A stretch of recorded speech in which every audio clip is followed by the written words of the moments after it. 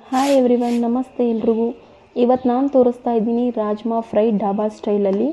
ತುಂಬಾ ಚೆನ್ನಾಗಿರುತ್ತೆ, ಇದನ್ನು ಮಾಡ್ಕೋಬೋದು. Easy recipe. ಮೊದಲಿಗೆ ಕುಕ್ಕರ್ನಲ್ಲಿ ರಾಜ್ಮಾನ ಹಾಕ್ಕೋಬೇಕು, ಮತ್ತು ಅದಕ್ಕೆ ನೀರು ಹಾಕ್ಕೊಂಡು ಮತ್ತು ಉಪ್ಪು ಹಾಕ್ಕೊಂಡು ಒಂದು 4 ವಿಷಲ್ ನಾವು ಕೂಗಿಸ್ಕೋಬೇಕು ಕುಕ್ಕರಲ್ಲಿ. ನೋಡಿ, ಇವಾಗ ಕಾಳು ಬೆಂದಿದೆ ಚೆನ್ನಾಗಿ. ನಂತರ ಒಂದು ಬಾಣಲಿ ಇಟ್ಕೋಬೇಕು, ಅದಕ್ಕೆ ಆಯಿಲ್ ಹಾಕ್ಕೊಳ್ಳಿ. ನಂತರ ಸಾಸಿವೆ ಮತ್ತು ಕರಿಬೇವು ಒಗ್ಗರಣೆಗೆ.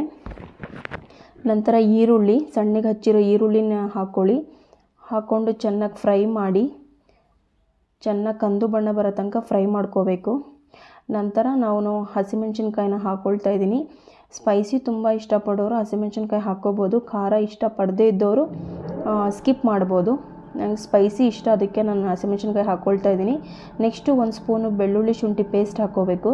ಹಸಿ ವಾಸನೆ ಹೋಗೋವರೆಗೂ ಚೆನ್ನಾಗಿ ಫ್ರೈ ಮಾಡ್ಕೊಳ್ಳಿ. ಚೆನ್ನಾಗಿ ಫ್ರೈ ಮಾಡಿ ನಂತರ ಅರಿಶಿನ ಹಾಕ್ಕೊಳ್ತಾ ಇದ್ದೀನಿ. ಅದನ್ನು ಚೆನ್ನಾಗಿ ಮಿಕ್ಸ್ ಮಾಡಿ ನಂತರ ನಾನು ಒಂದು 3 ಟೊಮೆಟೊ ರುಬ್ಕೊಂಡಿರೋ ಪೇಸ್ಟನ್ನು ಹಾಕ್ತಾಯಿದ್ದೀನಿ. ಇದನ್ನು ಹಾಕ್ಕೊಂಡು ಚೆನ್ನಾಗಿ ಮಿಕ್ಸ್ ಮಾಡಿ. 3 ಟೊಮೊಟೊ ತೊಗೊಂಡಿದ್ದೀನಿ ನಾನು. ಇದಕ್ಕೆ ಚೆನ್ನಾಗಿ ಫ್ರೈ ಮಾಡಬೇಕು. ನಂತರ ಇದಕ್ಕೆ ಧನಿಯಾ ಪುಡಿ, ಖಾರದ ಪುಡಿ ಹಾಗೆ ಉಪ್ಪು ಇದನ್ನೆಲ್ಲ ಹಾಕ್ಕೊಳ್ತಾ ಇದ್ದೀನಿ.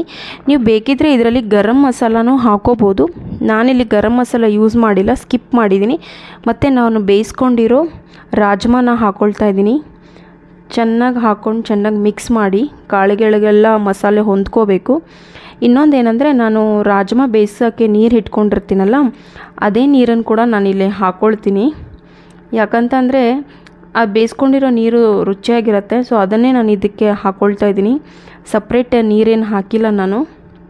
ನೋಡಿ, ಹಾಕ್ಕೊಳ್ತಾ ಇದ್ದೀನಿ. ಮತ್ತು ನಿಮಗೆ ಇದು ಗ್ರೇವಿ ಥರ ಬೇಕು ಅಂದರೆ ಸ್ವಲ್ಪ ಜಾಸ್ತಿನೇ ಇಟ್ಕೊಳ್ಳಿ. ಯಾಕಂತಂದರೆ ಇದು ಬೇಯ್ತಾ ತುಂಬ ಗಟ್ಟಿ ಆಗುತ್ತೆ. ಸೊ ಅದಕ್ಕೆ ನಾನು ಸ್ವಲ್ಪ ನೀರು ಜಾಸ್ತಿನೇ ಹಾಕ್ಕೊಂಡಿದ್ದೀನಿ. ರಾಜ್ಮಾದ ಸ್ಪೆಷಾಲಿಟಿ ಏನು ಅಂತ ಅಂದರೆ, ಇದು ವೆಯ್ಟ್ ಲಾಸಿಗೆ ತುಂಬಾ ಸಹಾಯಕಾರಿ. ಮತ್ತು ರಾಜ್ಮಾ ಒಂದು ವಿಟಮಿನ್ ಬಿ ಇದೆ. ಇದರಲ್ಲಿ ಐರನ್ ಕಂಟೆಂಟ್ ಇರೋದ್ರಿಂದ ನಿಮಗೆ ರಕ್ತವನ್ನು ಹೆಚ್ಚಿಸುತ್ತೆ ಮತ್ತು ಮೂಳೆಗಳಿಗೆ ತುಂಬಾ ಒಳ್ಳೆಯದು.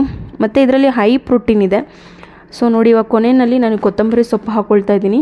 ಹಾಕ್ಕೊಂಡು ಎಲ್ಲನೂ ಚೆನ್ನಾಗಿ ಮಿಕ್ಸ್ ಮಾಡಬೇಕು.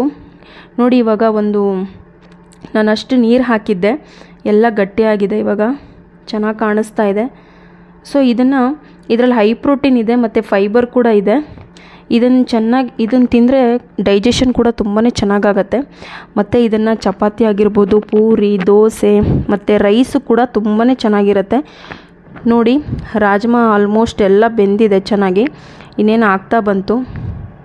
ಯಾರೆಲ್ಲ ನನ್ನ ವಿಡಿಯೋ ಇಷ್ಟ ಆಗಿದರೆ ಪ್ಲೀಸ್ ಲೈಕ್ ಮಾಡಿ, ಶೇರ್ ಮಾಡಿ. ಇದೇ ಥರ ನಾನು ಸಿಂಪಲ್ ರೆಸಿಪಿಗಳನ್ನ ನಾನು ನಿಮಗೆ ತೋರಿಸ್ತಾ ಬರ್ತೀನಿ. ಒಮ್ಮೆ ಮನೇಲಿ ನೀವು ಕೂಡ ಟ್ರೈ ಮಾಡಿ, ತುಂಬಾ ಚೆನ್ನಾಗಿ ಬರುತ್ತೆ.